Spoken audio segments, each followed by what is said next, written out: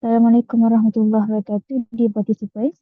We are waiting for the speaker to join, and inshallah, we will begin our session shortly after this.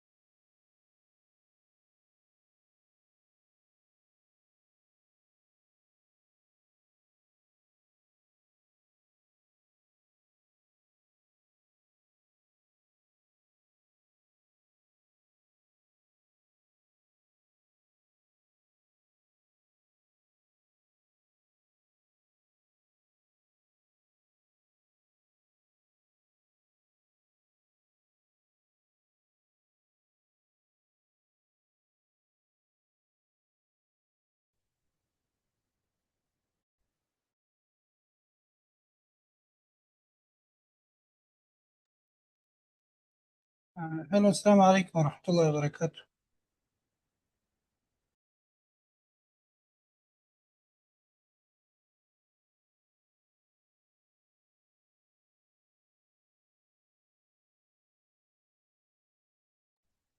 Waalaikumsalam warahmatullahi wabarakatuh. So before the speaker starts, I have just few questions about the previous sessions. Can I ask?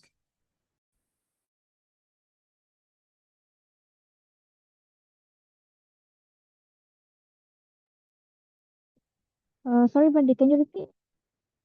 I was saying that before the speaker comes and start the session today, I have some questions about the previous sessions. Okay. Yeah, the first one was that I missed one of the assignments of Tadabbur for the Surah Nazi'at. Is it possible Sorry, to Brother. Okay. Uh, For these questions, you can ask one of our committee in the group WhatsApp, the WhatsApp group. okay, I will ask this. Thank you. Yes.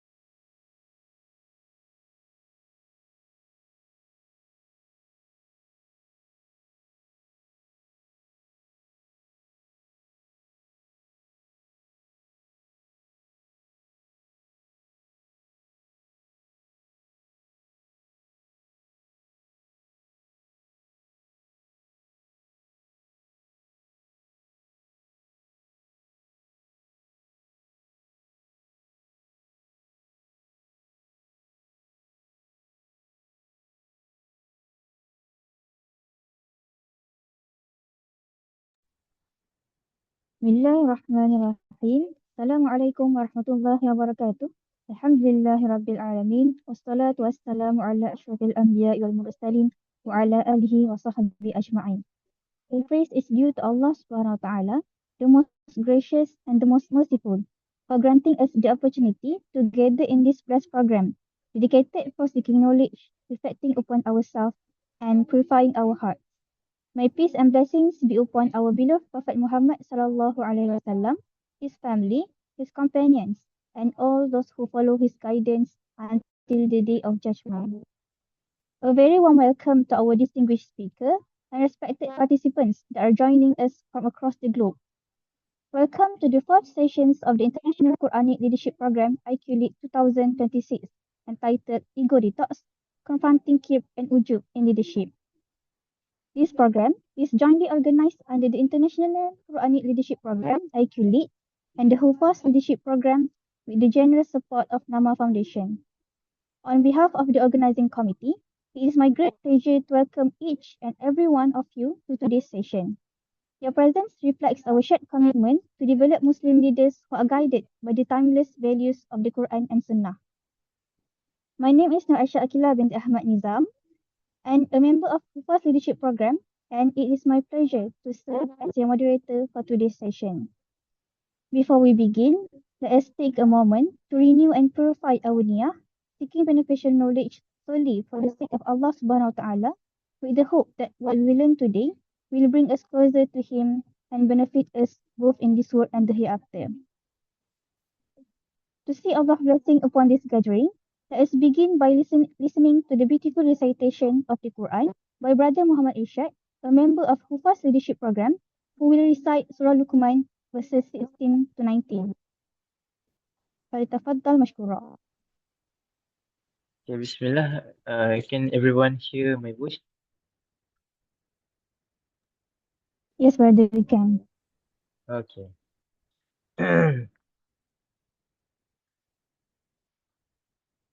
أعوذ بالله من الشيطان الرجيم. يا بني إنها إن تك مثقال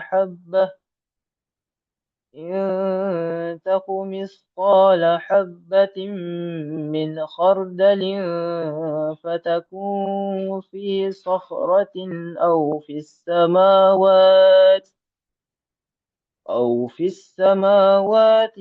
في الأرض يأت بها الله إن الله لطيف خبير. يا بني أقم الصلاة وأمر بالمعروف وانه عن المنكر واصبر على ما أصابك إن ذلك من عزم الأمور. ولا تصعر خدك للناس ولا تمش في الأرض مرحا إن الله لا يحب كل مختال فخور. واقصد في مشيك واغضض من صوتك إن أنكر الأصوات لصوت الحمير. And the translation is Luqman added, "O my dear son, even the wake of a mustard seed were hidden in a rock or anywhere in the heaven or earth, God will bring it to light, for He is all subtle and all aware."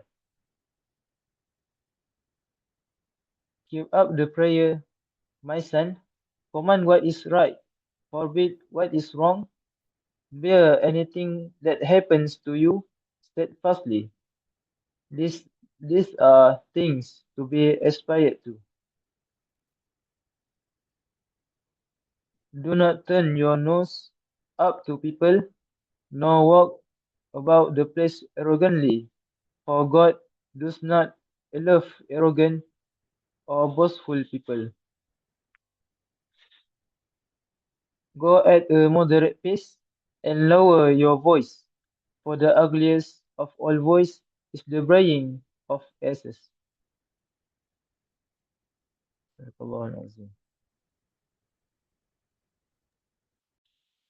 Jazakallahu khairan, Brother Muhammad Irshad, for the beautiful recitation. Dear participants, the verses we have just listened to contain Luqman's timeless advice to his son, reminding us that true leadership is inseparable from humility, righteousness, and noble character. Allah warns us against arrogance and pride, and commands us to walk upon the earth with humility. This reminder beautifully set the stage for today's discussions on ego detox, confronting Kibr and Ujub in leadership. As leaders, one of the greatest challenges is not merely managing others, but managing our own heart. Today, we seek to recognize this spiritual disease and learn how the guidance of the Quran and Sunnah can help overcome them. Ladies and gentlemen, brothers and sisters, it is now my great honor and privilege to introduce our distinguished speaker for today's session, Mr. Muhammad Javed. Mr. Muhammad Javed holds a Bachelor of Science in Computer Information Science from the United States and later obtained his Master's in Education Management and Leadership from the International Islamic University Malaysia IIUM. With a career spanning multiple countries and industries, he has served as an analyst, business process consultant, entrepreneur, trainer, and leadership coach across sectors including oil and gas, technology, finance, and education. He has also worked as a management and professional trainer at Aramco, facilitating programs on emotional intelligence, business ethics, leadership, and project management. He is the founder of Leadership Launchpad, an executive leadership development agency, as well as Muslim Launchpad, an academy dedicated to empowering Muslim professionals through world-class leadership development grounded in Islamic values. In addition, he developed the 360 Youth Leadership Development Program for the Islamic Online University, contributing significantly to youth leadership development on a global scale. He is also the author of Nurturing Emotional Intelligence, The Prophetic Path to Inner Harmony and Personal Growth, and also 7 Principles of Effective Communication. With his unique blend of professional expertise, educational leadership, and the Islamic perspective on personal development, we are truly honored to have him with us this evening. Without further ado, brothers and sisters, please join me in warmly welcoming Mr. Muhammad Javed. فليتفضل مشكورا.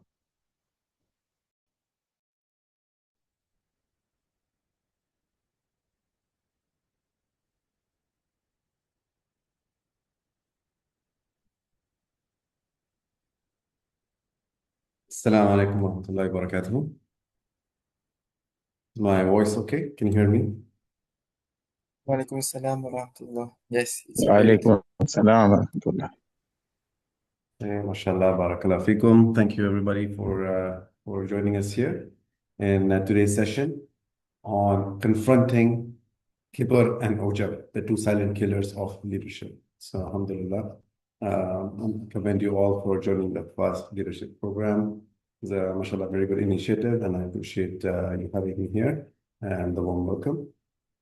So let's get started right away, and inshallah, we have a lot to cover, but at least we'll get through some of it. And the important thing is we keep it two-way communication. Make sure you interact as well so that you can get the maximum benefit, especially those who are here on Zoom.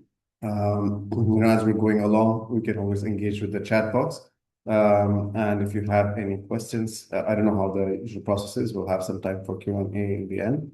But if there's something that needs to be shared, by the mic, if it's possible, then we can do that as well. You can raise your hand, and if there's a chance, we can have you discuss that. The other thing before we get started would be, like, if possible, at least the men, if you can turn on your screens, that would be better, so you're more present. It's always when the screen is off, it's more chances of drifting away and not being fully engaged. So if it's possible, please do that. I would encourage that. Jazakumullah khairan. So I think that is all. Other than that, do take notes. If you want to take notes on a notepad on the PC, or even better is to have a pen and paper, because it's the more you take notes, the more you remember. It's been proven that if you're just passively listening to any talk or lecture or whatnot, then you retain only 20% of what you hear. But if you write it down, it increases your retention significantly. If I remember correctly, the statistics are like around 40 to 50%. And even better is if you go and share it with somebody else, you can increase that retention to up to 70% or so.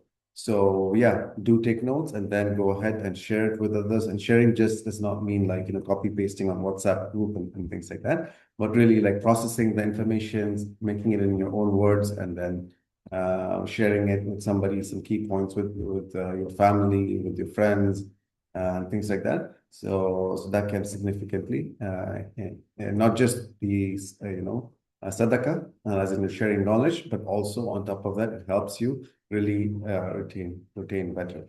So I think that's it, and as well as remove the distractions, phone and other tabs and everything, so we can get the maximum benefit from this session.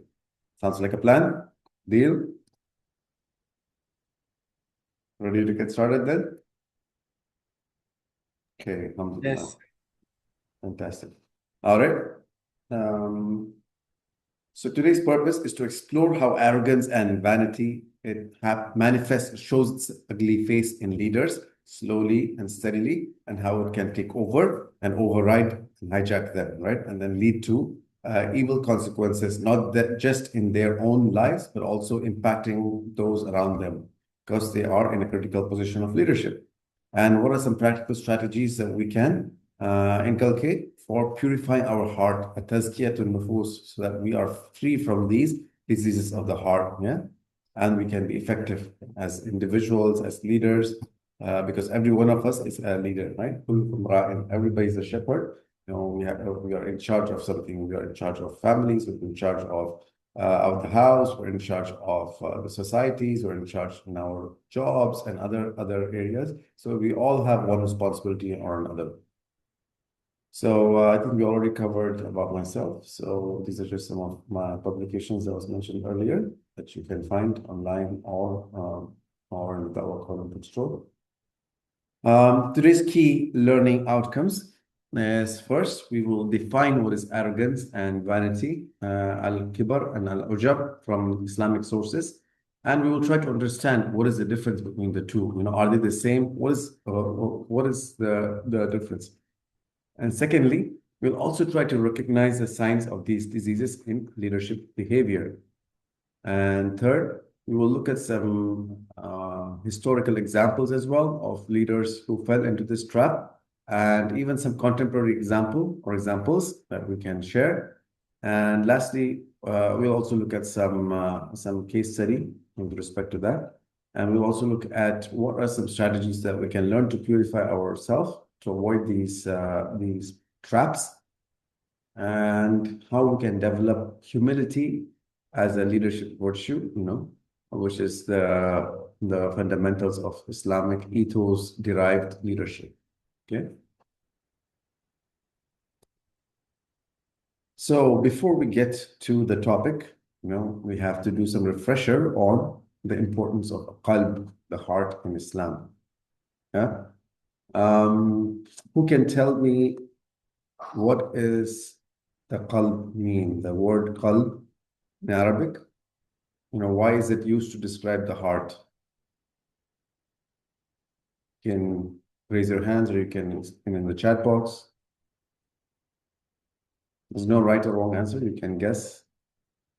No negative points for if it's wrong. Right? Okay, any guesses? Any thoughts? Here we have somebody in the chat box mentioning. Yes, Mufas mentioned to turn frequently. Okay, very good. Anybody else? Yes, Hikmah mentioned something that state changes from time to time. Very good. Yeah, يقلب الليل والنهار. As Hassan mentioned, Allah uses the same for changing between night and day, constantly changing. Iman mentions. You're absolutely correct. So it is something, and the qalb, it's it's also the root word used to describe boiling, right? So when you're boiling something, what happens? You have a lid on top, and the lid is constantly rattling, right? It's constantly shaking and rattling. So that's how the heart is. It's not stable. One day it's full of iman. The other time, you know, you may feel weakness of iman. One time you're deep in ibadah. Another time, you know, you may be falling deep into sin. So, one time you're connecting with the Quran, other time, you know, you just, drawn away by some music or something. So that's how it is exactly. So qalb constantly fluctuates, our heart fluctuates. So what is the dua that Rasulullah used to make all the time that Ummahat al-Mu'mineen Aisha radiallahu anha mentioned when she was asked about that?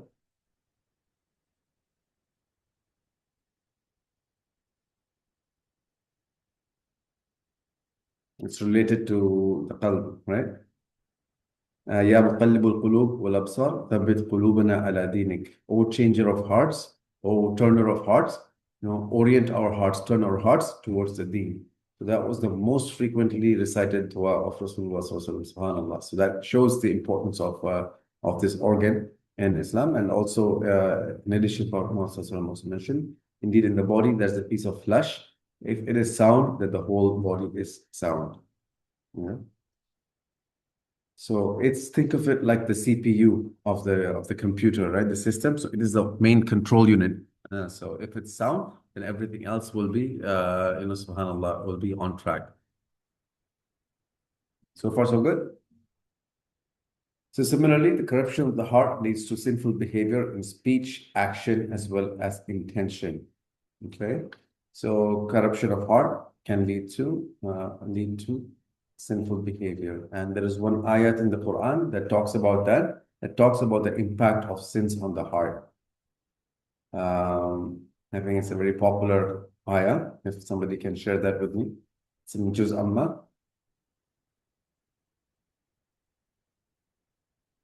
So what happens when you sin? You can also explain that on the chat box. What happens when you sin? What is the impact on the heart? Does it become cleaner?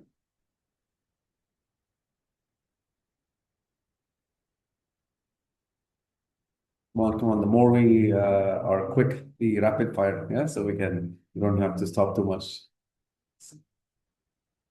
All right. So yes, there's a black dot when we put on the heart when we sin. Excellent.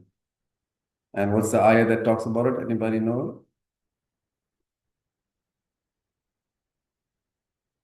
Okay, I'll say the ayah. You tell me which surah it's in. كلا بل ران على قلوبهم. Now you recall the ayah, surah? Correct. Surah Al-Mutaffifin. So indeed, a black dot will be placed on their heart. Excellent. You're correct. Heart becomes dark. Correct. So the dark spots will be put in the heart when it happens. Yeah. So that's what this will lead from a pure heart. Then you become a sick heart, and then even worse case, when it's filled with these black dots, when it's and completely arrogant, and when Kibr has taken over, and the truth cannot even penetrate the heart, it gets rejected. So that's when it becomes what do you call a fully dark heart. Yeah. We can just turn off the annotation for the participants. One of the moderators, please. Okay. So yeah. So that's when the heart gets to that dead heart state. That's when even the guidance, when somebody reminds them, this kind of heart will run away from the guidance. They don't want to be in a place where there is a remembrance of Allah. They are repelled by it instead. So may Allah protect us from such a condition.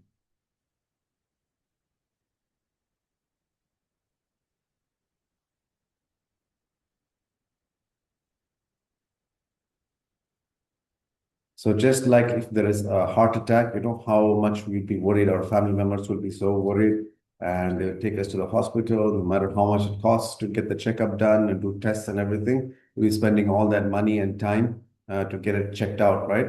But believe it or not, the spiritual heart diseases are much more fatal, not just in the dunya, but also in the akhirah. So it requires just as or even more urgent attention and purification. But is that how we approach spiritual diseases?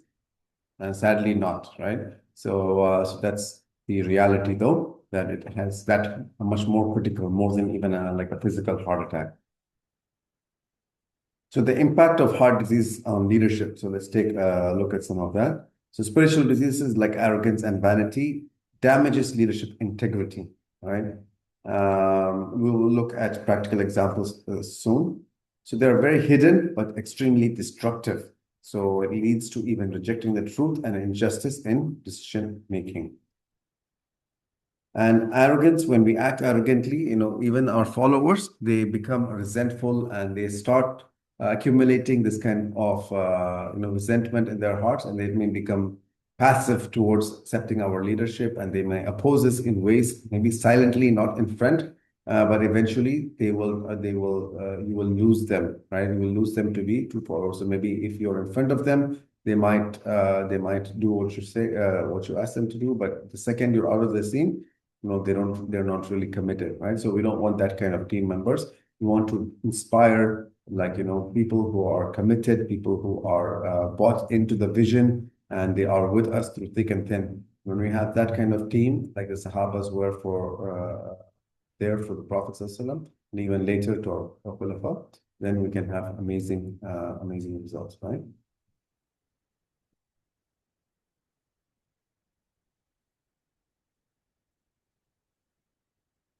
And Also, the other thing, the ujub leads to overconfidence and denial of one's flaws. So they tend to not listen to any feedback and leads to overconfidence and lack of dependence on Allah. Okay.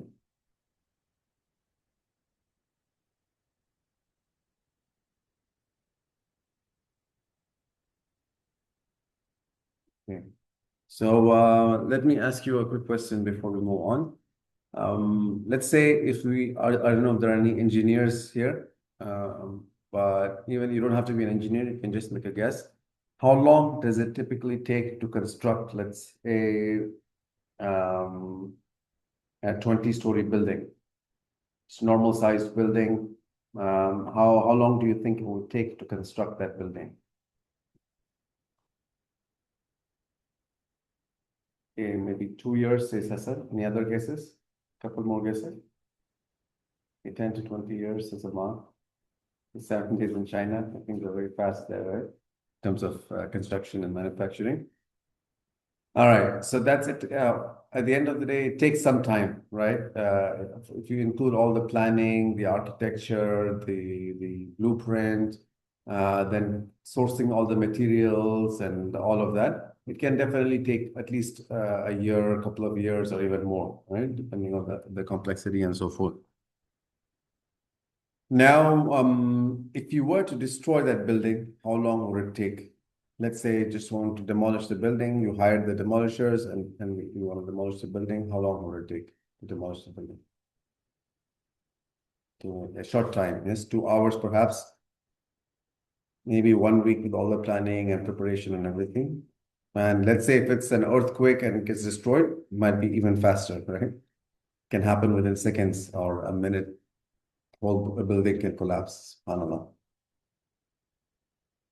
So what lesson can we learn from that in terms of leadership?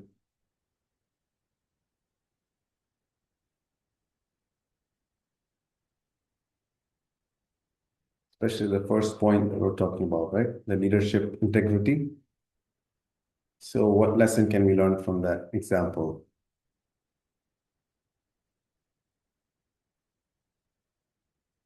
Yes, true. We need strong discipline. We can slip. Yes, hard to establish. So our reputation, our integrity, the trust is hard.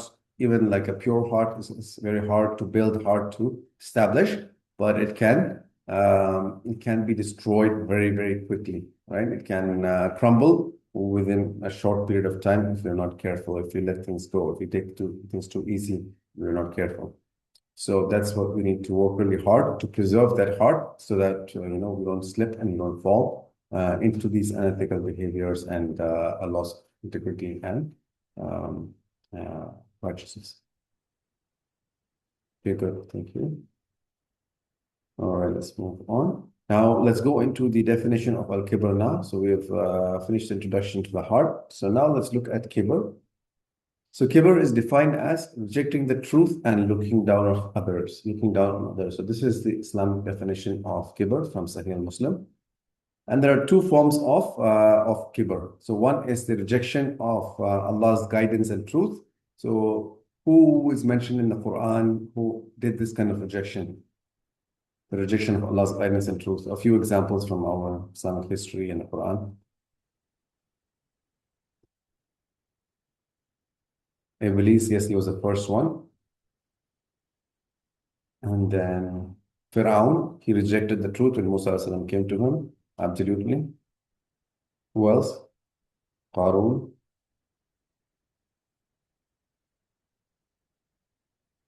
Yes, no doubt.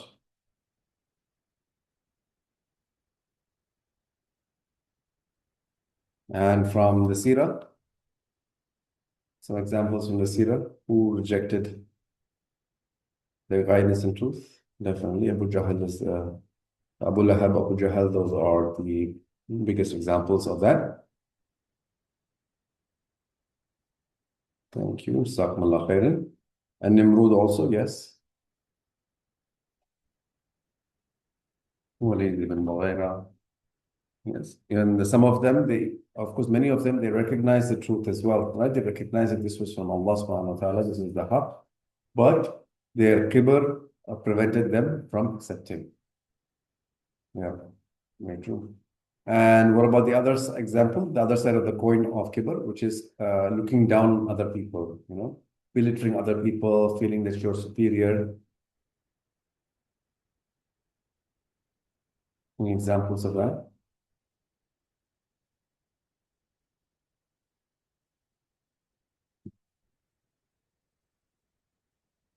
Yeah, many of them, all of the above. Also, Abraha, yeah, that's a good example as well. When he wanted to, bring down the Kaaba.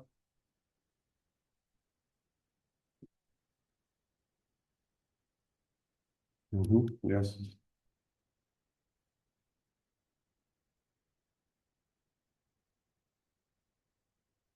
Yes, Ad and Thamud, they were committing this arrogance in the earth, no doubt. It's mentioned as well. That was one of their big diseases of the heart. And then we have the modern day Ad and Thamud as well, right? Of arrogance. You have Trump and Netanyahu. Yes, but related to the Banu Israel of the past. Definitely. Thank you. Jazakumullah khair. So we know that it's an internal disease of the heart, right?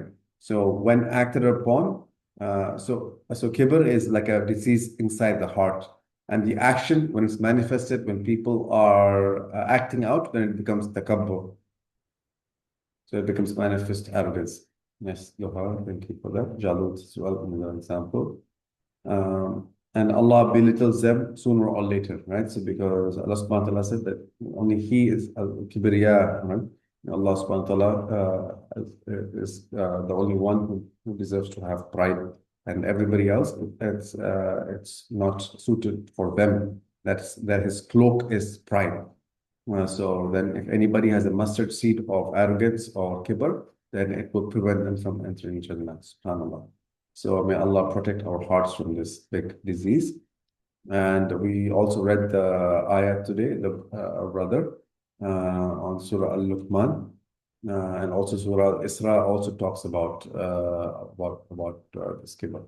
Yeah. So, Jazakumullah khair. And one of you also mentioned earlier about Iblis, and the famous story is mentioned in Surah Al-Araf, where he said, I am better than when Allah subhanahu wa ta'ala ordered him to prostrate to Adam. Then he said, I am better than him. He created me from fire and him from clay, right? So again, this is a lot of times arrogance is a perception, right? It may not be a fact, it may not be a truth, but it's just like a perception that they may hold, and they assume that it's the truth. So similarly, there's a lot of oppression happening in the olden days, right? And even today, like the whites may consider like, oh, no, we're better than darker skinned people, we're better than the blacks people and the brown people. So we are superior and we're supposed to rule over everybody else. So this kind of arrogance leads to their actions as well. So this is disease in the heart manifests in crimes in reality, right? In the real world. Yeah. So let's take that for example. So what has resulted from this arrogance that I'm better than him? So what are some of the evils we see come out of that in society?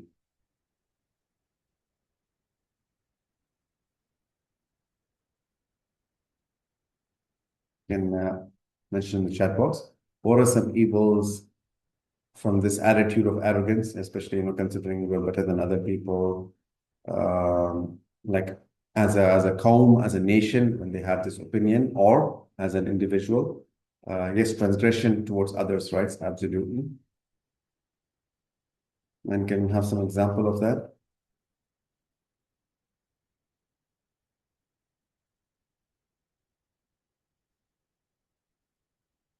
A spread of corrupt behaviors. So they might be doing evil, and then they say like, nobody to check them.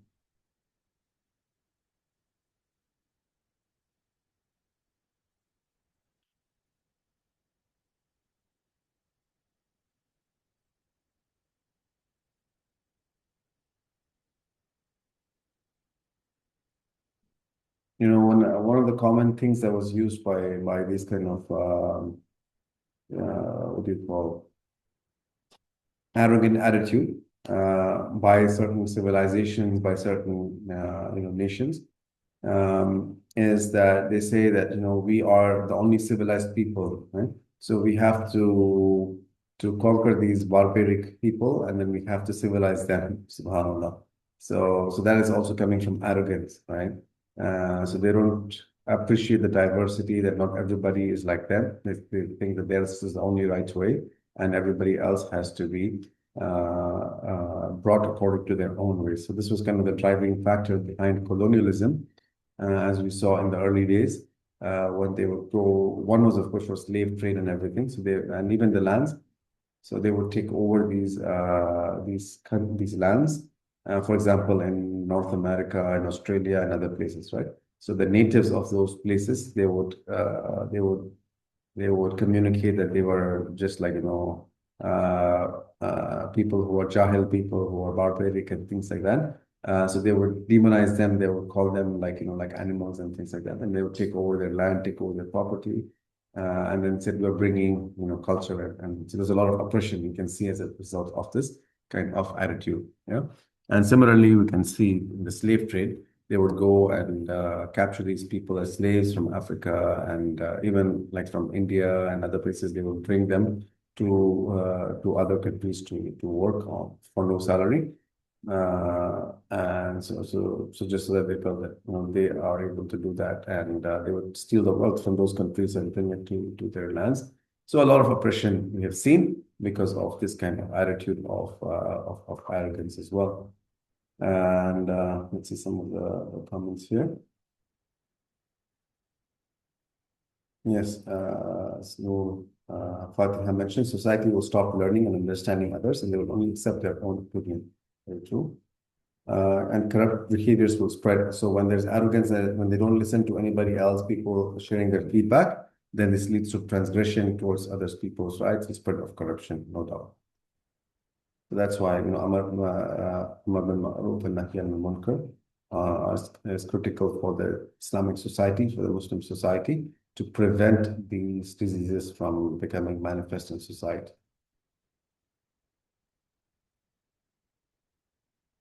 Yes, very true. And it also leads to, as Hassan mentioned, it leads to mockery and hurting people as well. So you don't care about what other people think. So you only care about, that you have the right or to hurt anybody. You don't have care about other people's feelings. You may make insulting remarks about people, about people's race, about people's looks, and other things. So yeah, that's also another evil that can happen as a result of this. Absolutely.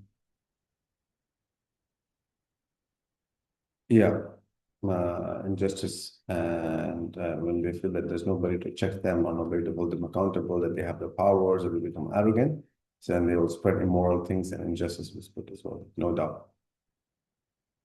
And as you can see on the slide as well, so arrogance prevents repentance, prevents learning and personal growth. So we are just caught in our own bubble of superiority that we stop ourselves from going further.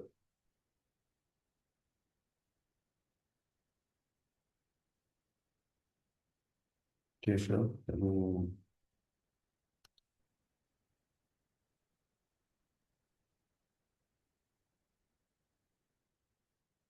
Give me 1 second. Let me check if the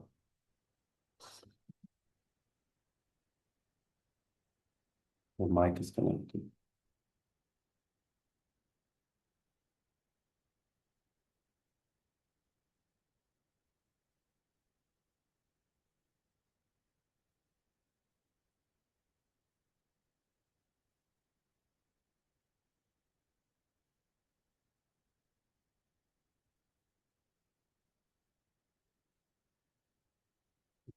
Someone's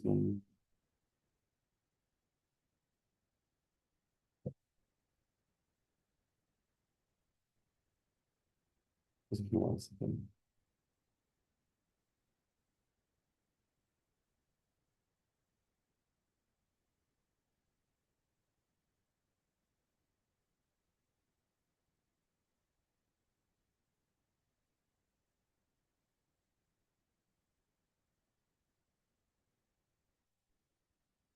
Oh, I'm sorry about that. For some reason, my mic was not connecting to the Zoom. Anyways, I'll try to speak up a little bit more.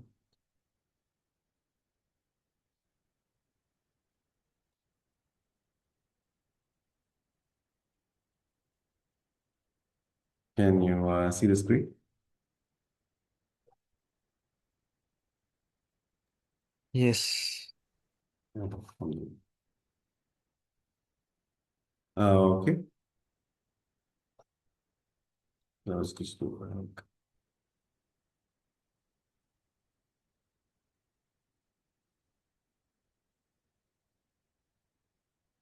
so Iman mentions as being detached from almost everyone also count as arrogance.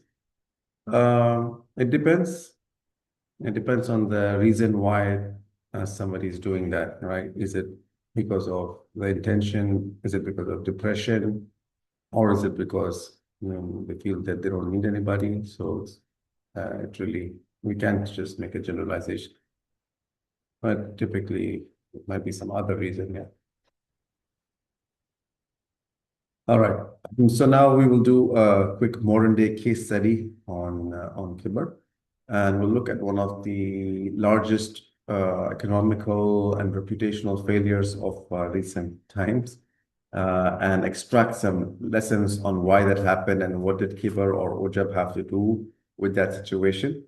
And then we will go into breakout rooms to have some discussions. Yeah. And then you can get back to that to the main room, and then we will discuss your discussions feedback. Yeah. All right. So this is none other than the Lime project, right? The Neom City megacity. So more than $500 billion vision to house 9 million people in a 170-kilometer mirrored city. Yeah. So because of the various failures, including the leadership failure, that 170-kilometer vision was cut short to 2.5 kilometers, and there was about a $64 billion lost in sunk costs, and just all the contracts that were signed, they had to cancel the contracts and cost them $16 billion to just cancel the contracts. So would you say that's a massive cost, massive reputational damage? What do you think?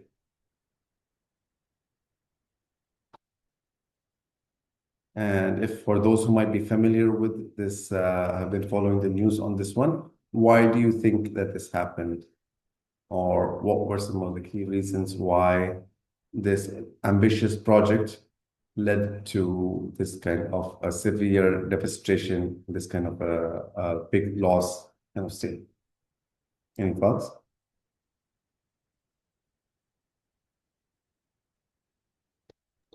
We'll learn more about it shortly, but just wanted to get some prelude.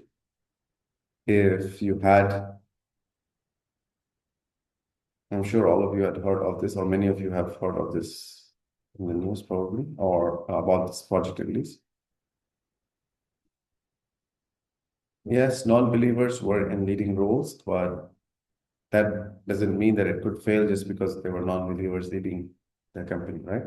And as long as they are, it has to do, there are many non-believers who did very, very successful construction projects as well, but there's some other underlying costs, right?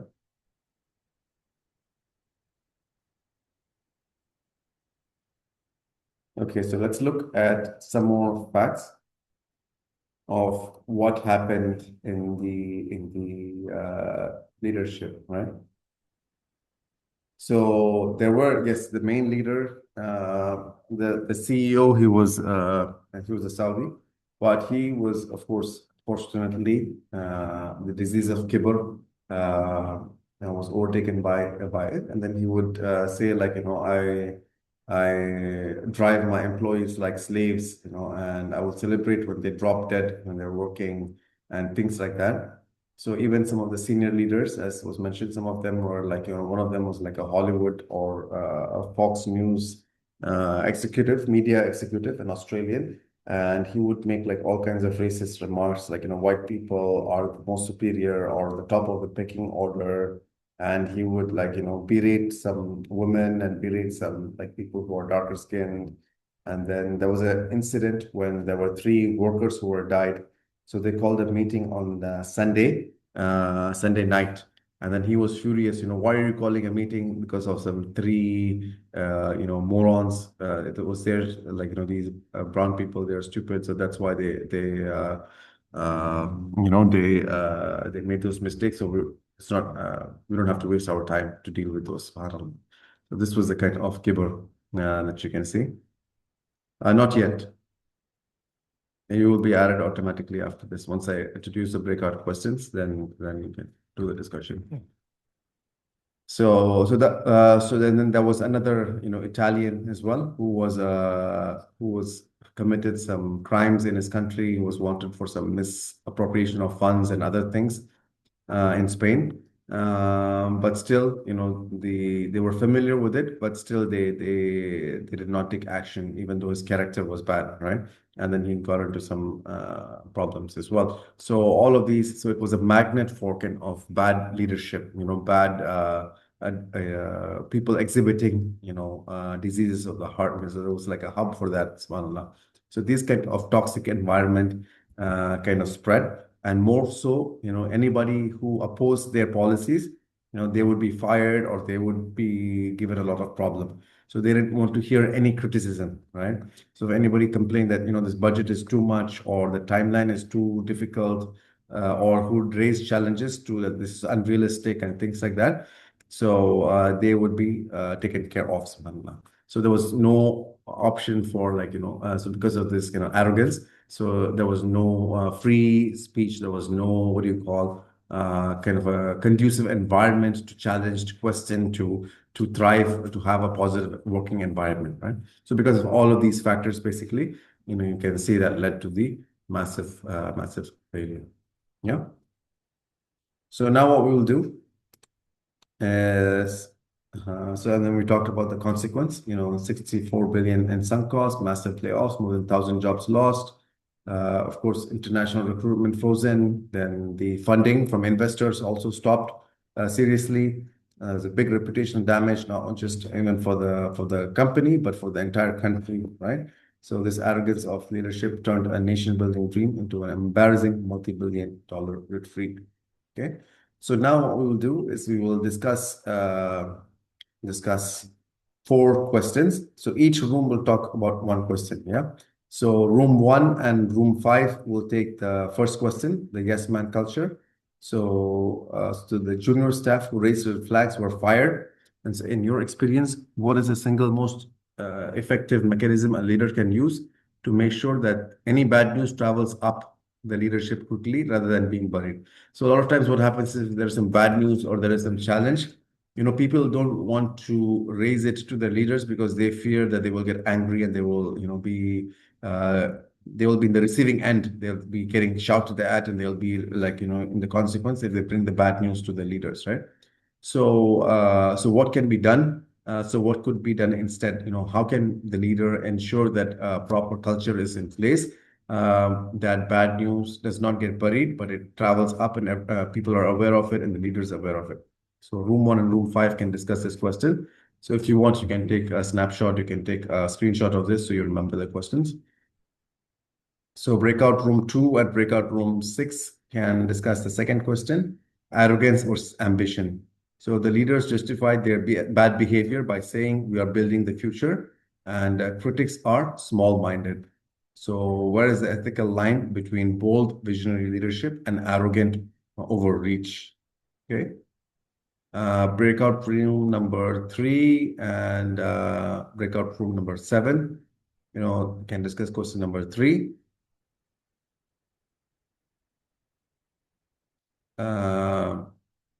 So beyond the 64 billion lost, name one non-financial consequence of this leadership failure. Yeah, that will take the longest to repair and why. And breakout number 4 and number 8.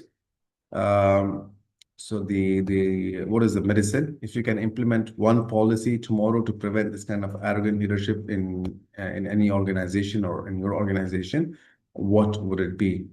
Yeah, or in the organization that you will be in for the future. Yeah, what would it be? Yes, inshallah. I think the rooms are 4 rooms for men and 4 rooms for women, inshallah.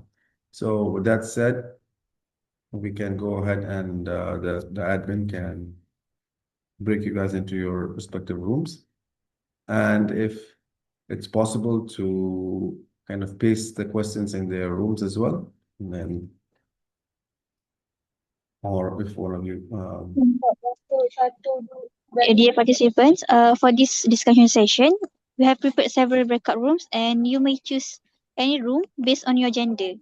And please do not enter a breakout room designed for the opposite gender. And under Zoom toolbar at the bottom of your screen, please click the breakout rooms and choose one room.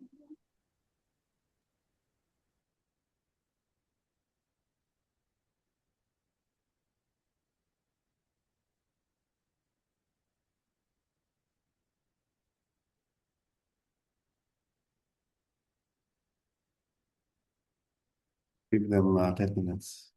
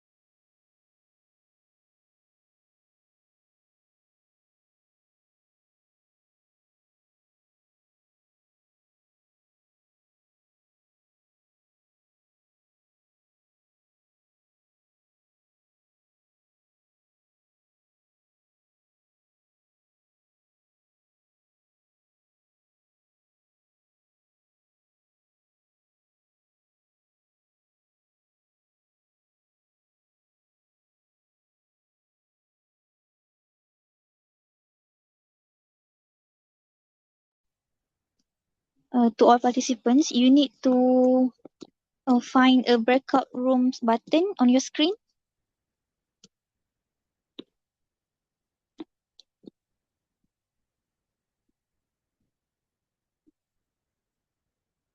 You need to click on the breakout room button first, and then you will find a few breakout rooms option.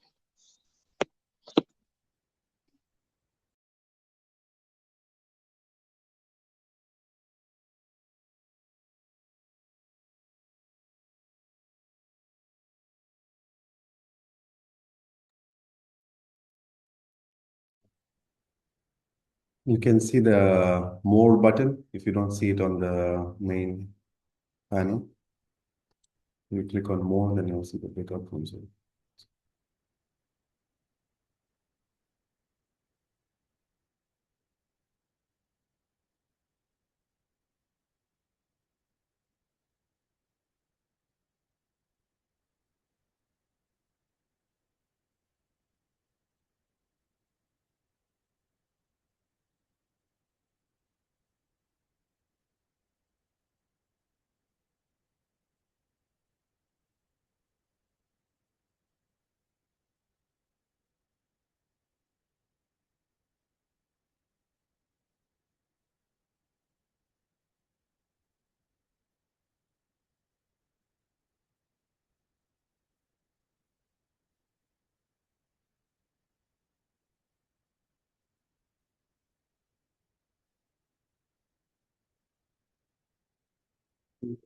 The admins can also assign the people to the rooms open, and assignments. They're having trouble finding it.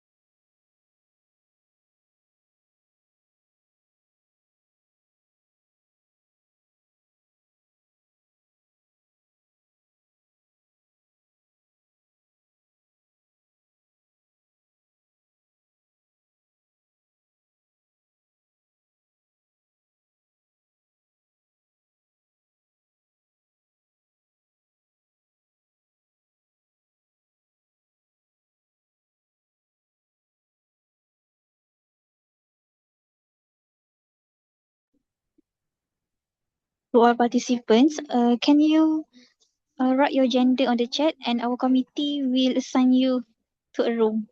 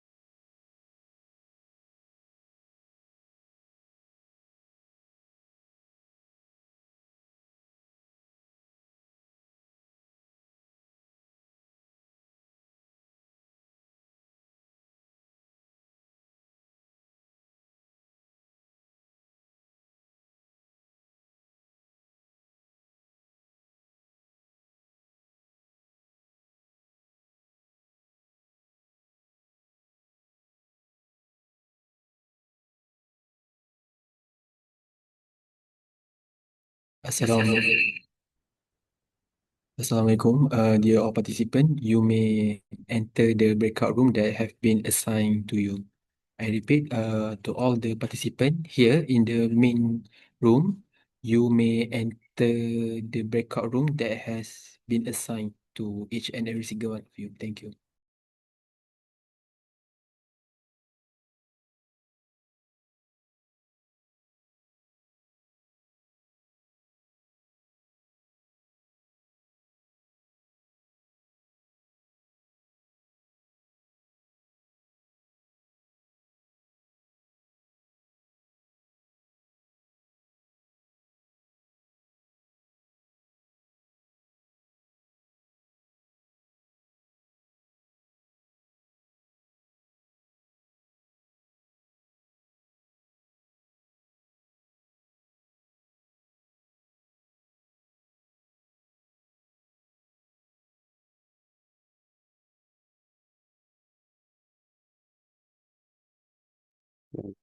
Has it been 10 minutes, I think, right?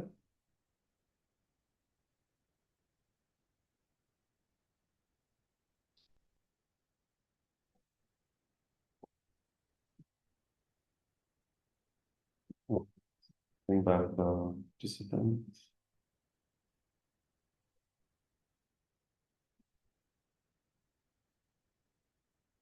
All right, so now we will close the breakout rooms and we can go back in.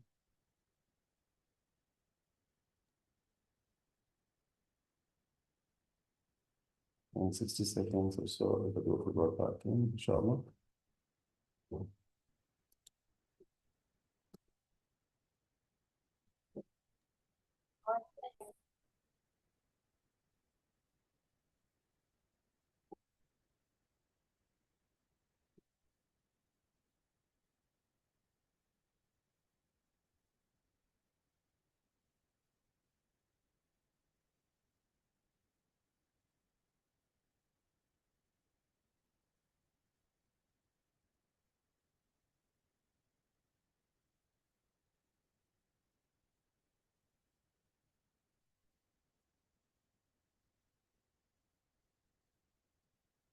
All right, so hopefully all of you had a chance to discuss in your breakout rooms about the 4 different questions. So while we are waiting for everybody to join back in, can we get somebody from room 1? First, we'll start with the first question, about how a leader can ensure that, bad news does not get buried, and there's an open culture, and then the news can travel quickly and reach the leaders and reach the right people, so action can be taken. So what are some things that can be done? So first we'll hear from room 1 and then room 5, who also has the same topic. All right, somebody from room 1 want to share your thoughts? You can open the mic and give a summary of what the discussions were.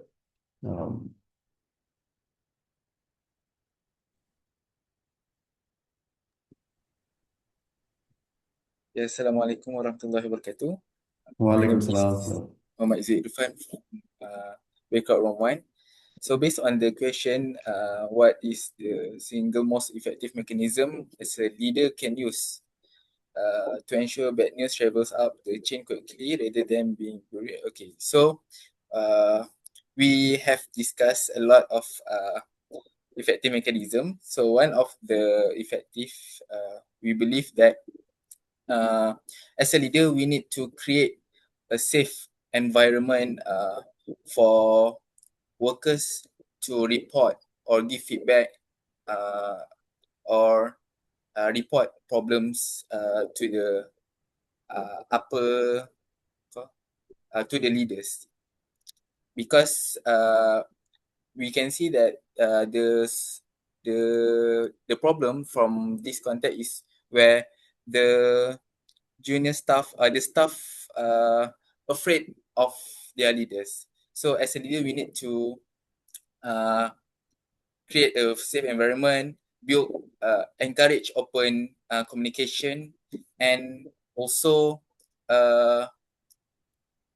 what we call, we need to create a no blame situation, no blame culture, so that for those who, for the workers who report problems or give feedback, they will not be punished or fired. So we believe that as a leader, we need to create a safe environment for workers to give feedback and report problems. Excellent. So, Thank you very much for sharing, Brother Izul, from your team on Breakout Room 1. Which is a very good point, that there's a safe environment is created, that if people voice out their concerns or any problems that are happening, so that that will create this kind of positive environment, and there will be more people will be willing to speak up openly, right? So then the right decision can be taken. But when they get punished for speaking up, then that's when we have disasters that happen, like what we saw in this example. Breakout number, room number 5 from the ladies. If one of you want to share some additional points you may have discussed regarding this question, please feel free.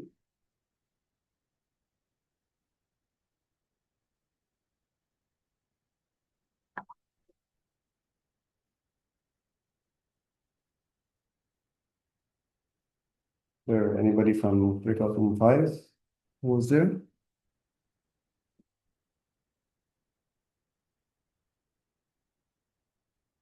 You can type in the chat when you're ready, or you can use the mic. Okay, let's go to the next one and we'll come back to number 5. Breakout room number 6. The second question, the leaders justify their behavior by saying we're building the future, and all the critics are just small-minded, they don't have the vision. So how can we balance between having, big vision, bold leadership, versus being arrogant? So first we can start with the lady side, if you're ready. That somebody in the lady side discuss this question. Breakout room number 6. Assalamualaikum. Well, Can you hear my voice? yes. Okay, so for question number 2, what we have discussed is that a leader must be guided to be a leader. So a leader cannot rely only on himself. Instead, they need to guided by the Quran and Sunnah. Also, they need to be supported by their team with shura, with evidence, and also accountability. Okay, so the arrogance will infected in the leader's behavior when the leader himself starting to corrupt by believing only on himself, where they rejected other advices and other opinions. Okay, so one of the solution that we propose to avoid this is to have internal communication platform, but with stricter surveillance, so that we can support each other, leader and the team, we can support each other to avoid the arrogance coming. That's all from me. Thank you. Thank you so much for sharing that. Yeah. Okay. All right. Anybody from room number 2 want to add something on question number 2?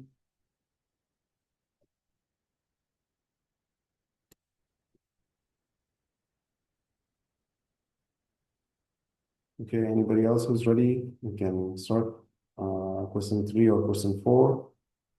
Let's say room number 3.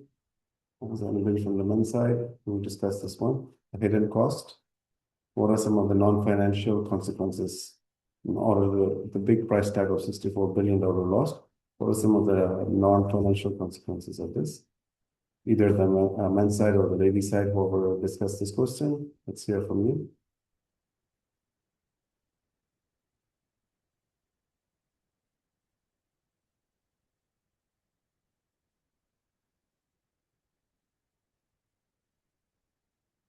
Okay, nobody discuss this one. When you're ready, you can join. And number 4, what one policy would you implement to prevent this type of arrogant leadership in our organizations? Assalamualaikum warahmatullahi wabarakatuh. Walaikum salam. I'm Brother Adam from breakout room 4. I personally think our suggestion might come out as a mechanism more than a policy, but in short, it's a combination between monthly self-reflection sessions between staff members, or maybe every person in a organization by department, through that particular mechanism or that policy, every staff member might have the opportunity to get to know each other, to the point that maybe when it comes to certain behavior being shown by certain members who are maybe lower than us in terms of the corporate ladder, or maybe higher than us, we know them personally. So we might give advices in terms of maybe arrogance, in terms of this particular question, privately. So we know the personality, maybe likings and whatnot of that particular person. As for the second point, or maybe the second aspect of this policy, maybe the organization can set up a anonymous feedback or survey of some kind, to the point that one's identity is protected when one wants to file a complaint in regards to maybe a certain type of leadership action shown by certain people from certain department. Or maybe if you don't want to make it private, or maybe don't want to make it anonymous, at least maybe have something, some kind of policy, some kind of supporting policy from the HR department, so that particular person may be protected from any actions just because they want advice. I hope that was clear. Yeah, something like that. A policy, something like that. It's excellent. Very good points that you get mentioned. Alhamdulillah. I think those are good strategies when you get to know people personally, have those kind of forums that will get them to interact, and that will build that trust, and then give that opportunity to advise people. Yeah. So, and private is always better than public, right? Because people get defensive when they're shamed, or when they're brought out something or criticized in public. So, very good points, I think. Yeah. Excellent. And from the sister side, any of the groups that discussed that we missed? Anybody can join in if you want to add. Any of the persons.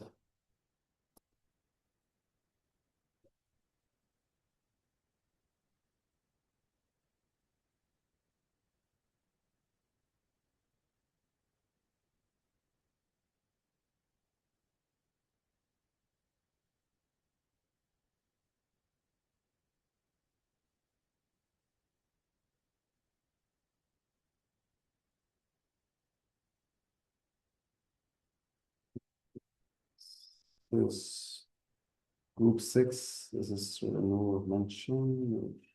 Please, but I didn't see any notes, sticky notes or screenshot. Maybe if you want to just repost it on the chat, or if you just want to post some of the key points in the chat, you can do that, inshallah.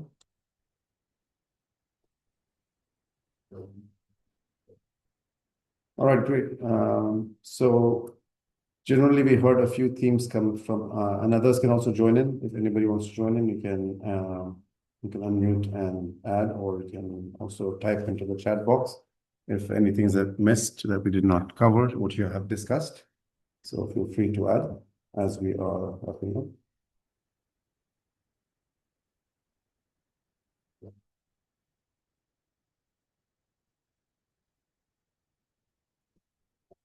So one thing is definitely, when people, as many of you mentioned, having an anonymous system, right? So having that system where people feel that they can report something without getting penalized, without getting what do you call, under the heat or fired or promotion is canceled or things like that might happen, right? So those are the fears that people have. So so what some companies do is they have the system where they can anonymously go and report such incidences and things like that, and then HR will review it. One of the groups was discussing about this as well. So those are definitely work. And I was currently doing a program for one of the big companies, a leadership program, and they were mentioning that they hire a separate company, so they don't even use their own HR, so that nobody finds out within the organization that their identity is protected. So they hire a third-party company, and this third-party company has a system so anybody can log in and file in that complaint, and then they will investigate with the manager, even if like the higher up is offended. And if needed, they can go all the way to the CEO to report that, or they have the power to even investigate the CEO if they need to. So, and report to the board of directors. So that's the extent that they went to make that kind of system, so that people don't feel shy or don't feel fearful to report things that needed to be reported. Yeah. So having that culture of speaking out definitely helps, and also curbing that arrogance that we mentioned. Right? So isolating those kind of behaviors that these are not welcome, and really dealing with them, even in the leadership. So in this case, what happened was all of these were very well known that some of these leaders were acting very arrogantly in this the line project, and very openly as well. But no action was taken. They were not fired. They had no consequences because they had the power. They just were let go. But rather, the people who raised issues, they were the ones who were suffering. So this is the kind of opposite of justice, right? So having that strict culture where even the leaders are held accountable, just as Prophet Muhammad SAW mentioned, that if when somebody asks that Fatima who stole something, she belonged to a tribe, a powerful tribe, so they were saying she should be excused. Then Rasulullah said, even if Fatima binti Muhammad were to steal, then I will cut off her hand. Meaning that the law is applied equally to anybody, despite of their position, despite of their relations and things like that. Yeah. So that kind of justice would create that as well. Okay, so let's see the group 6 sticky notes. Oops.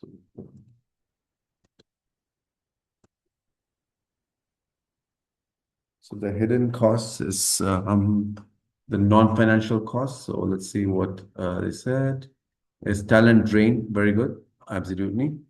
So talent drain, it affects the country's economy and the job market in the long run. So people start leaving the country, people start leaving the company. Trust is another issue. So we was treating the respect treating the workers with no respect and look down over them. Absolutely. Thank you, Sister Bayan, for that pointing that. So when trust is lost, it's very hard to motivate people, right? So people just ignore and have no respect, like Sister Akila mentioned. Lose credibility, as Inshira mentioned. People will begin to question their decisions and fairness, and people will remember the injustice for a long time, and trust takes a long time to rebuild, as Fatima mentioned. Absolutely.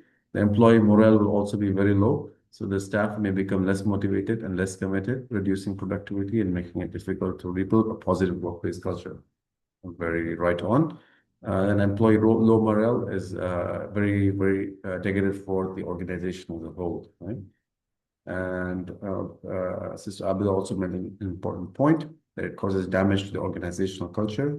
The toxic leadership can create a failure of fear and silence that can make employees become afraid to speak up. Excellent. Great, great points, all of you, mashallah. So here we see a practical example, not too far back, just very recent times that can demonstrate the drastic impact of this Kibr and Ujub. So let's move on. So we discussed Kibr in detail. So now let's look at the other side of the coin, which is Al-Ujub. What is it? What makes it different from Kibr? So anybody, if you want to share your thoughts, if you're familiar with Al-Ujub, what is Al-Ujub? And we'll look at the definition on the slide. You can define in your own words.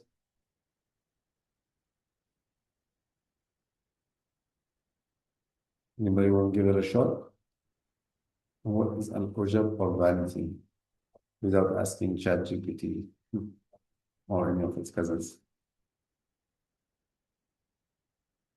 No guesses? No problem. Let's go ahead and look at the definition. It's self-admiration, as you see in the mirror. Like, sometimes we see these people who are always looking in the mirror, they're obsessed with themselves, right? So it's not necessarily like thinking that we're better than others or putting down other people. It's more like a self-obsession. We think that, oh, we're so intelligent, or we're just so handsome or beautiful or whatever. So that kind of self-obsession is al-ujub. Yeah. So it stems from being impressed with one's own deeds, knowledge, or status, or looks even, right? So Ibn Ata'illah said, be pleased with your deeds, shows reliance on them, not Allah. So when you feel that, oh, okay, maybe you delivered a really good presentation, or you really did a good assignment and then you're just like, for many days, you're just thinking about it. Okay, I did such a good job. So that means that you are more dependent on yourself and not on Allah subhanahu wa ta'ala, right? That doesn't mean that we do good assessments. And if we did something, we can be proud, but without that kind of self-obsession kind of thing, right? But always remembering Allah subhanahu wa ta'ala. Like even in football, we have an example, right? You have these players who are not obsessed with themselves, but they do sujood after scoring a goal. That just shows that you're thanking Allah for whatever good that comes your way, you have whatever success that comes your way, you're remembering and attributing it to Allah and not just to yourself and feeling proud, excessively proud. So Al-Ghazali mentioned that the ego, the nafs, seeks praise, and untrained, if you don't train your nafs, if you don't restrain it, then it corrupts worship. It can correct our ibadah as well. So unlike arrogance, it does not need others to exist. It thrives in isolation.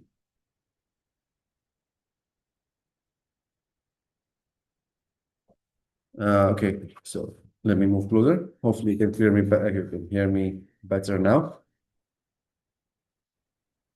So, okay, so compared to Kibr, this one is just by yourself, right? So isn't it harmless? What harm could come from Al-Ujub?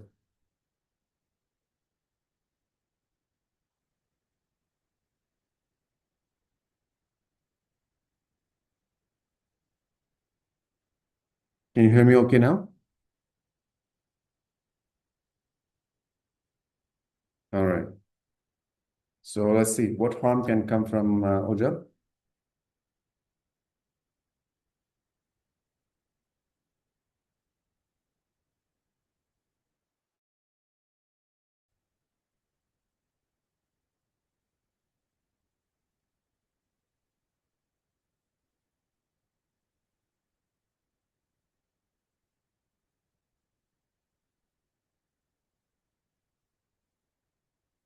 Uh,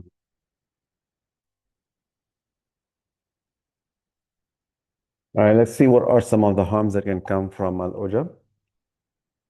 So one of it is just being obsessed with yourself. So then of course, it's when the ego gets too inflated, then of course that also makes our heart corrupted, right? That makes our heart corrupted, and it moves us further away from Allah subhanahu wa ta'ala, which is one of the big drawbacks of Al-Ujub.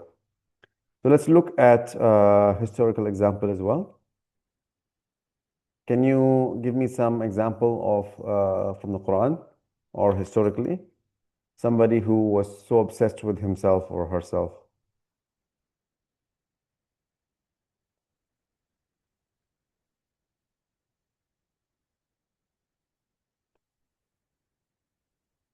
Yes, Fir'aun. That he said, "I'm ana rabbukumul a'la," right? He declared that I am the Lord of the worlds, and then he told Haman to build him stairs that will reach to the God of Musa. And Qarun was so impressed with his wealth, absolutely. And he said that I have all of this because of my strength. And that's what happens to people at times, right? They attribute their success to themselves. Okay, I am so successful because of I am a good businessman, or I am a great student. It's because of my intellect, it's because of my abilities. So that negates Allah subhanahu wa ta'ala from the equation. And that is a serious spiritual disaster, which can even take us to kufr. Thank you for that. Yes, Karun said, as you mentioned, I was given this because of the knowledge that I possess. And the man with the garden, yes, in Surah Al-Kahf as well, whose garden was destroyed because the other man mentioned that if you had attributed your success to Allah, that Allah subhanahu wa ta'ala had given you this, it would have been better. And they ignored Allah's blessings and claimed credit for himself. And as we talked about Fir'aun as well. So the worst is when there is both Kibr and Al-Ujub. It can be a major, major disaster. Okay. And in this hadith, we see that three things lead to destruction: obeying greed, following desires, and being conceited with oneself. Mr. Javed, I'm sorry, Yes. but actually we only have 15 minutes left. So can we do Q&A sessions? Okay, sure. Let me just share the closure, and then we'll do Q&A, inshallah. Let me see if there's anything else that we can share. So just wanted to share this debrief that, an arrogance is mainly about superiority over others, whereas ujab is self-admiration without comparison. And because of arrogance, you reject the truth and then you have hatred for other people. Because of vanity, it leads to overconfidence and delusion. Okay? So the root cause of arrogance is pride and comparison, and the root cause of ujab is pride alone. All right? So with that, we will open the floor for Q&A, inshallah. So now we will proceed to the Q&A session. Participants who wish to ask a question may either raise your hand or type your questions in the Zoom chat.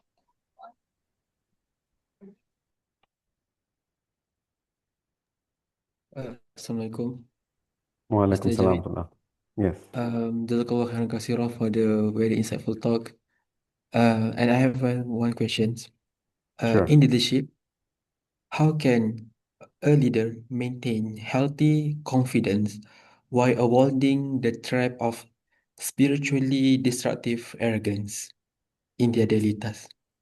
Inshallah, that's all my question. Jazakallah khair. Okay. Jazakallah khair wa iyyakum.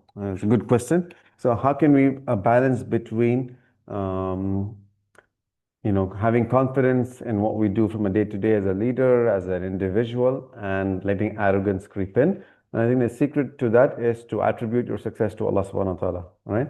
So we keep that a focus and not attributing all that success to myself. It's because of my abilities, not because of my skill or my talent and so forth. Yes, we need to be confident. We need to, because that's also from Islam, is to be confident. The Sahabas were confident. Yusuf alayhi salam was confident.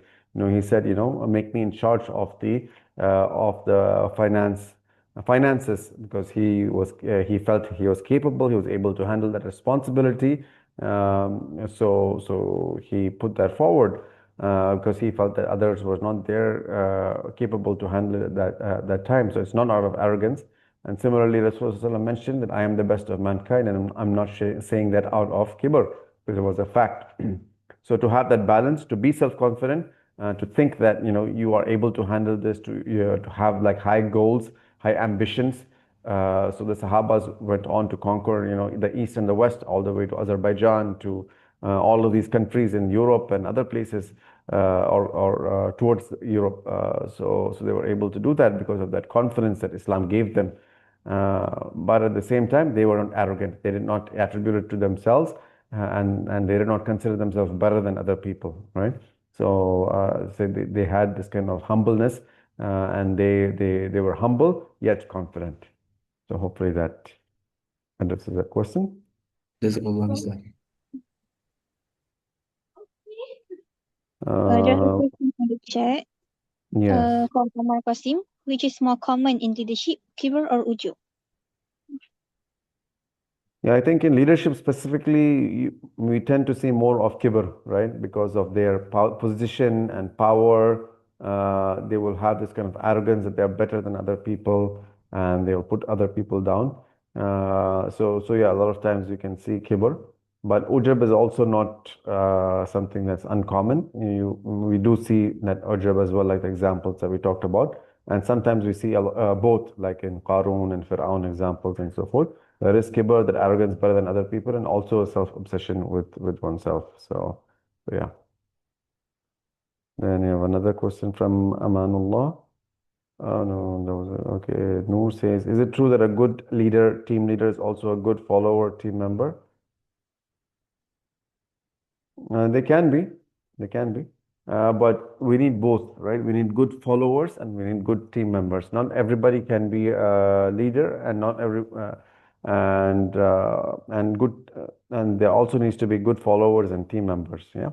And the best example is from when a person asked Ali radiallahu anhu when he was the Khalifa, that why is it that in the time of Abu Bakr and Umar we didn't have that many problems, but and now and in your times when you are the leader we have so much issues and things going on. So his response was that in the time of in those times, Ali and Umar and Abu Bakr radiallahu anhuma, they were ruling over people like me, and now I'm ruling over people like you. So it's not just the leader who determines how successful the organization or the community is going to be, right? We need to have good followers as well, and also you need two ways, yeah. And sometimes it needs shura. It needs this thing. The leader also needs to do shura with his team members, not be autocratic and so forth. And the team members also need to follow directives, right?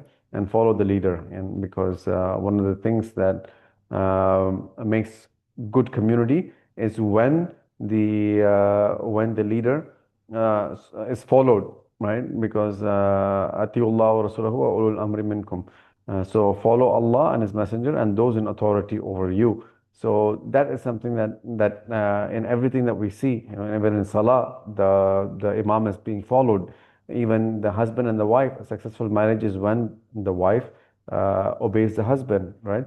A successful organization is the one in which the leaders, directors are followed. A successful army is the one whose the commander is obeyed, right? So what happened in Uhud, when the soldiers did not listen to the command and they went down from the mountain, then it led to Khalid bin Walid, who was not a Muslim at that time, coming in and ambushing them and killing many people, right? So it led to almost a loss in that situation because the leader was not followed. So yes, that doesn't mean that we follow blindly. As we talked about earlier, we need to have that open communication, but at the same time, generally, as long as they're not commanding to do something bad or things, the followers also should have that kind of attitude that we should not let pride come in and kibr come in, but be willing to listen to those in authority. Okay, does the reward of deeds is negated when we have one good intention initially, but then suddenly their heart got infected by kibr and ujub? To be honest, I don't know the answer to that question. Yeah, Allahu Alam, because Allah is the one who knows the things of the heart and rewards and can accept a deed. Acceptance of a deed is ultimately dependent upon Allah subhanahu wa ta'ala. But it is something, even if, let's say kibr or ujab creeps in, then we have to constantly keep renewing our intention, right? So we have to be careful when our, even riya might come in, right? Riya or sum'ah. Riya is when we want others to see our deeds, or sum'ah is when we want other people to hear or praise us and things like that. So we need to constantly, even if the intention is corrupted, we need to constantly renew our intention and say, A'udhu billahi minash shaitanir rajim, and renew our intention for the sake of Allah subhanahu wa ta'ala. Yeah. So hopefully that will help us from our rewards from being lost. And we also continuously pray to Allah for accepting our deeds and say Alhamdulillah for giving us the opportunity and so forth. We have another question. Iman asks, can extreme selflessness somehow circle back to ujab? For example, I gave up everything for you why are you still ungrateful? This somehow insinuate knowing exactly what's best for someone.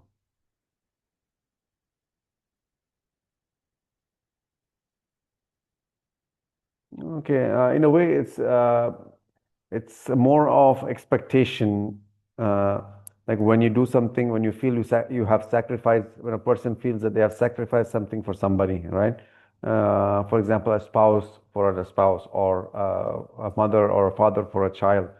And then they might not feel that other person is being grateful for the sacrifice that they have done. Then they might feel that way. Yeah. I don't think it might be necessarily come from ujub, from back to vanity. Sometimes it comes from expectation, that you expect the other person to be grateful, right? But but a lot of times, unfortunately, in this world, we will be disappointed by that. Yeah? Even within our close family members or whatnot, we may not get that kind of gratitude. Yeah, that's the way people are. So that way, if we focus our expectation from Allah subhanahu wa ta'ala, that, we're doing this, and we renew our intention as well, we're doing this for the sake of Allah subhanahu wa ta'ala, even if the other person is ungrateful, even if they don't show their gratitude, for no matter if we feel that we have sacrificed and have done so much for them, we just pray to Allah for that they give us our rights and show gratitude. But our main focus should be that Allah accepts this from us. Yeah.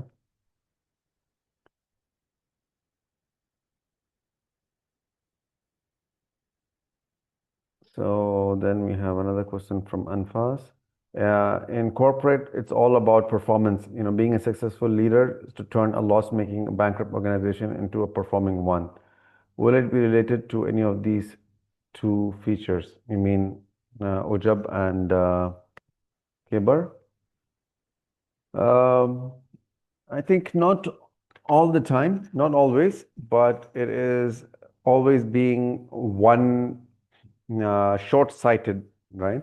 So when that is the only focus, that only when it's performance, when it's profits, when it's money, then it can lead to unethical behavior. It can lead to us losing our moral compass, and maybe cutting corners and taking shortcuts and doing unethical behaviors that might still bring us that profit. So that's why value-driven leadership is critical. That yes, we can be performance-based, but as long as we are value-driven, right? We are driven by a moral compass, even in our corporate decisions, even in our performance. It's not just related to performance at the cost of sacrificing values, right? So that's where we need to anchor in, good values that are always like, Islamic values are universal, honesty, integrity, trustworthiness, being upfront, and all of these will make it a healthy organization. And in the long run, the performance will also increase by having positive values. Whereas, if there is corruption, if there is ingratitude, if there is these kind of negative things that are creeping into an organization, it's going to eat up like a termite, and that organization will eventually collapse in the long run because it's not built on a solid foundation. So yeah, being ethical also leads to positive performance. So it can be framed that way, and that way it can be also promoted in the corporate setting. And Bayan mentions, how can someone differentiate? Okay, I think this will be our last questions. How can someone differentiate if they are having so much vanity with overconfidence, or they're just proud of themselves but also start to telling everyone around about what they did?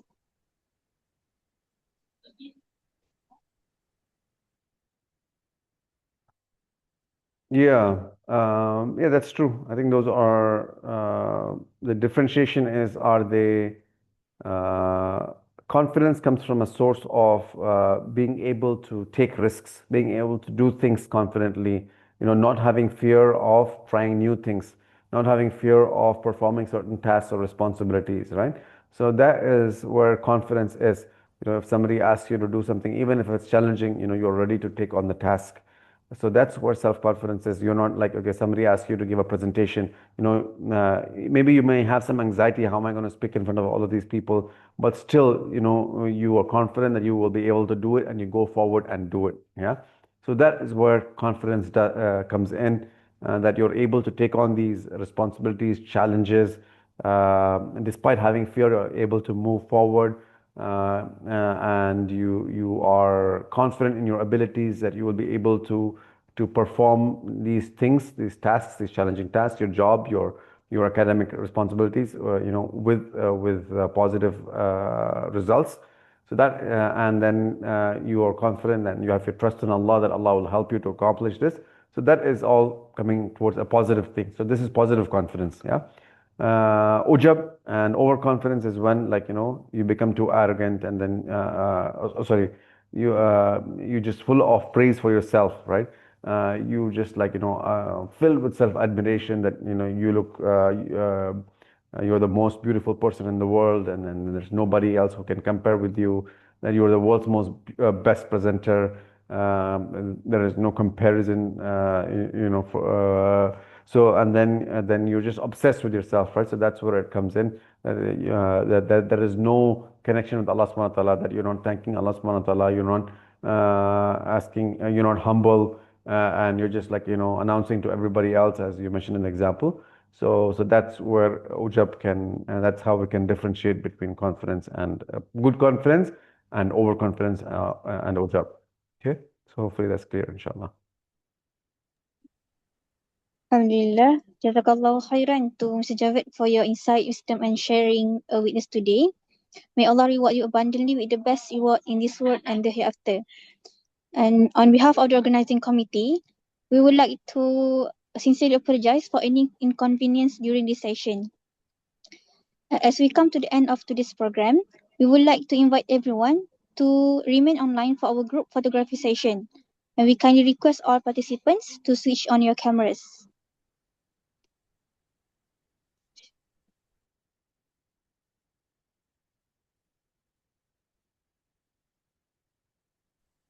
Assalamualaikum. For the photography session, there will be a photo that will be taken for different page. So I will take a photo for the first page first. Okay. So everyone from the first page, okay, you can smile. Okay. 1, 2, 3.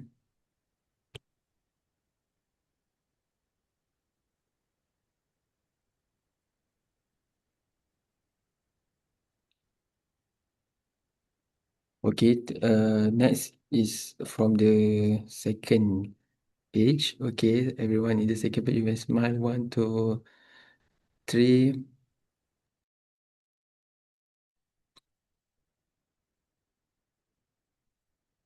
Okay, next, everyone at the third page. Okay, you may smile. Okay, 1, 2, 3. Okay, Alhamdulillah. Okay, Jazakallah khair. Jazakumullah khairan. Jazakallahu khairan once again to Mr. Javed and all the participants for joining us tonight. Okay, before you leave, kindly scan the QR code displayed on your screen, or you can use we will share the link on the Zoom chat to complete your attendance and feedback form.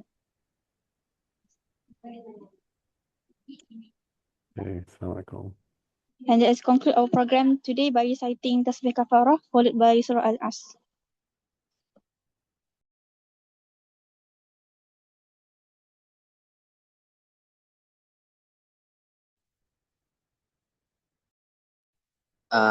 Miss, can you please share the QR code link, Google Form link, please? Yes, we will share it.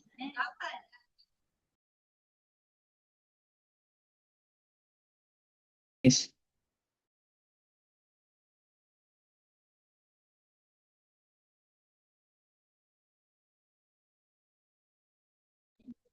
You can click on the link in the Zoom chat or scan the QR code.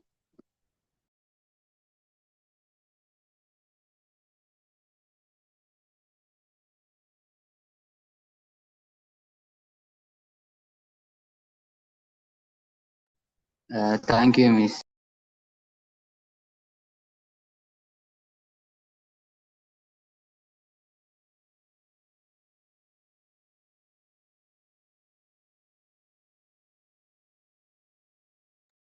Thank you, Miss.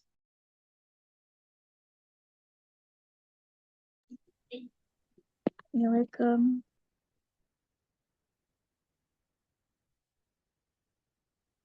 Please ensure that all of you fill in the attendance and feedback form before you leave.